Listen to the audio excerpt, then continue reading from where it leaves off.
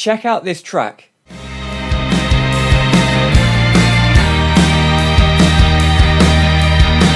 not the best at making friends.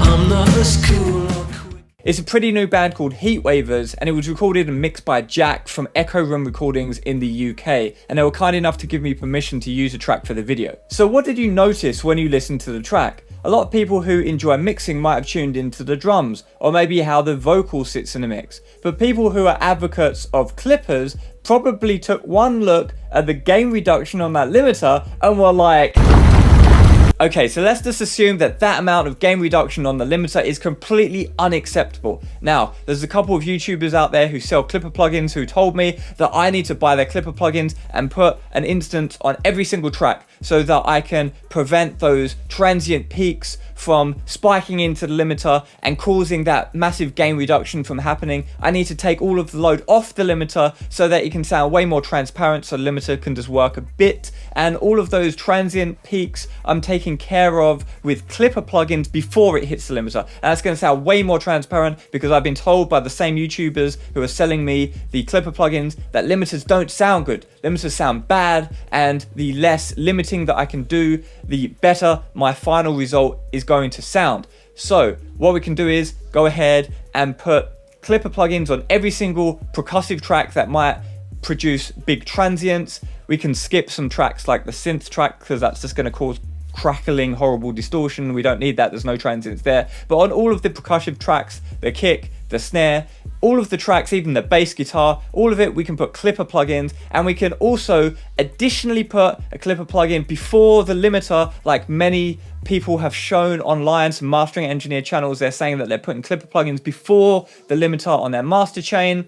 So we're going to do all of that so we can get all of that load taken off of the limiter, and the limiter can work way less. It's going to sound way more transparent. So let's try that right now.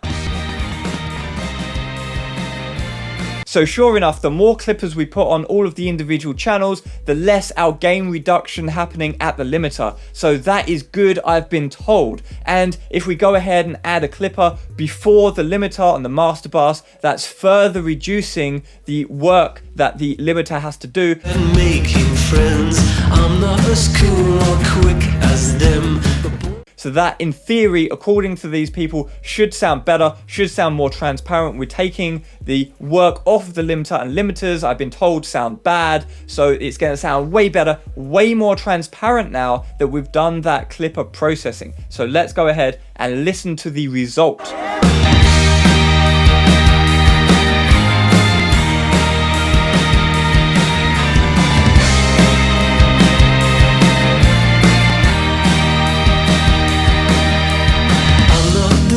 At making friends, I'm not as cool or quick as them, but boy, I'll give you everything I've got. So it sounds absolutely horrendous. All of the punch and the life has been erased from the track, and now it sounds lethargic and weird, and there's some high frequency harshness that wasn't there previously, and I don't like that result whatsoever. But wait a minute, maybe we're just getting fooled by loudness. After all, we've just been reducing the peaks into the limiter, so maybe we can turn it up a bit. Let's normalize the LUFS value to give a fair test and do an apples to apples comparison with the level. And as you can see, when we normalize the LUFS value, the clipping mix is actually brought up slightly in level because of those peaks that we shaved off before the limiter. So now we've got a bit of a volume boost, and maybe we were just thrown off because it wasn't a fair comparison with the loudness. Let's listen again, loudness matched.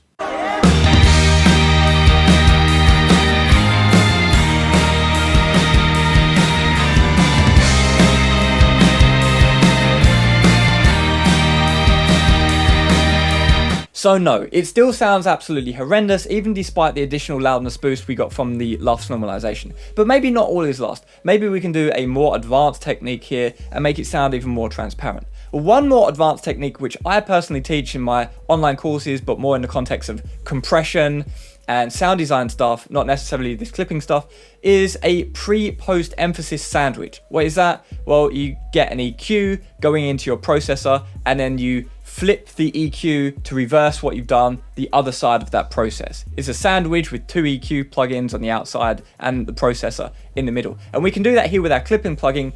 If our goal is to shave off the transients, well, we can use this technique to move some of the other sound out the way and just focus on those transients. So we boost up the high frequencies and we're just getting those transients in the highs, and we move the rest of the sound out of the way, out of harm's way of those clipper plugins, so that we can get a more transparent effect if our goal is to shave off the transients, which apparently we should do to get a loud sound clipping and it sounds better, and we take the load off the limiter, and that's better. So let's try that out now. That should be more transparent. So keep an eye on the gain reduction of the limiter. Now we're going to activate all the plugins, and you can see the gain reduction goes right down. So if our goal was to annihilate transients, we can see we've been very successful at that, and our master limiter isn't working that hard at all. So now we can just go ahead and LUFS normalize that again and listen to it at a loudness match volume to the original mix and see if that is an improvement.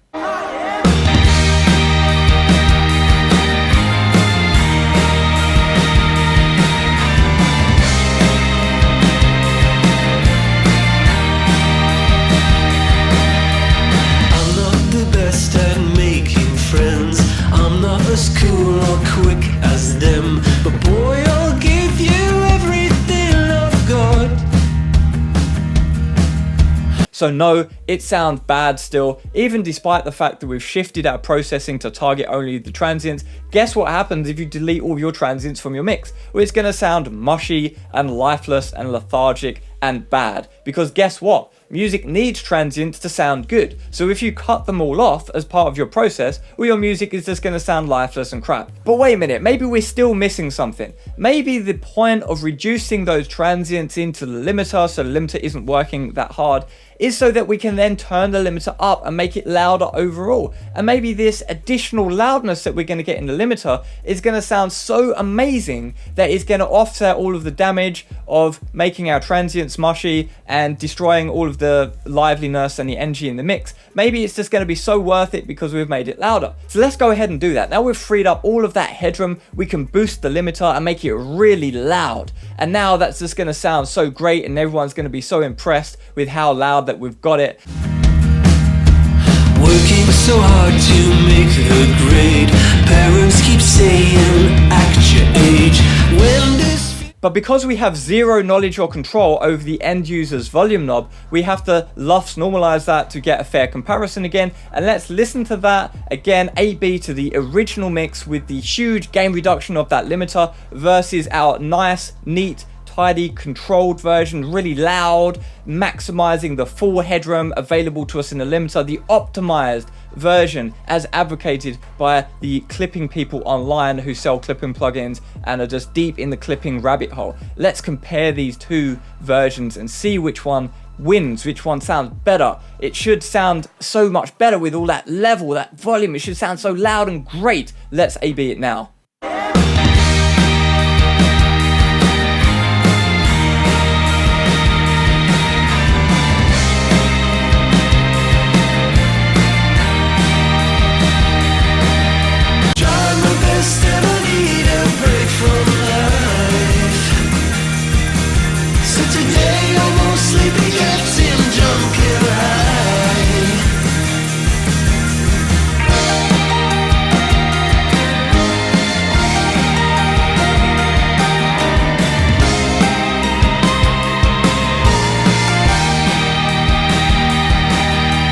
So no, it sounds horrible. It sounds laughably bad. And I would hope that any professional who delivered that to their client would just laugh as well and go elsewhere, because that's awful. But I anticipate in the comments, people are going to say, well, you just pushed it too far. You made an example by pushing it too far. And obviously it sounds bad, but we wouldn't normally go that far, the people who advocate clipping. Okay, let's just assume that I went way too far. I don't actually agree, by the way, because I think it's easy to get carried away with this kind of processing. Once you start seeing that the limiter gain reduction is taken right back down and you can push things louder into it, you get carried away with boosting the volumes. It's really easy to get carried away with this kind of processing, and you can fool yourself into thinking that this sounds great because you're getting louder levels, and louder always sounds better to the human ear. So it's easy to get carried away. But let's just assume that I'm doing 10 out of 10, the hardest processing that you could possibly imagine in this clipper style setup in my session. So let's say the original limited mix with no clippers is 0 on a scale of clipping, because it's using no clippers, so it's 0. And the clipping version is 10 that I just did, because it's the most extreme example, let's just say, even though I disagree, let's say it's the most extreme example.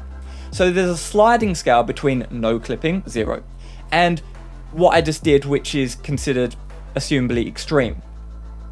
Why do you want to be on a sliding scale between not sounding bad and sounding bad? Why do you want to be on a sliding scale towards crap? It's a slippery slide, a slippery slope towards crap. It's just simply not a legitimate goal. Just shave off all of your transients to make an unnatural sounding lethargic mix just so that you can turn the limiter up. It's going to be LUFS normalized either by the streaming platform, or it's going to be normalized by the end user. The listener is going to turn the volume knob, and that is another type of normalization, listener normalization. So all of the loudness that you think you got this loud sound, you're not got any loudness there at all. It's completely irrelevant. If you don't know what I mean by the concept of end user normalization, then check out part 2 of the Clipper series, which is here. And if you didn't watch the original part 1, then check that out here.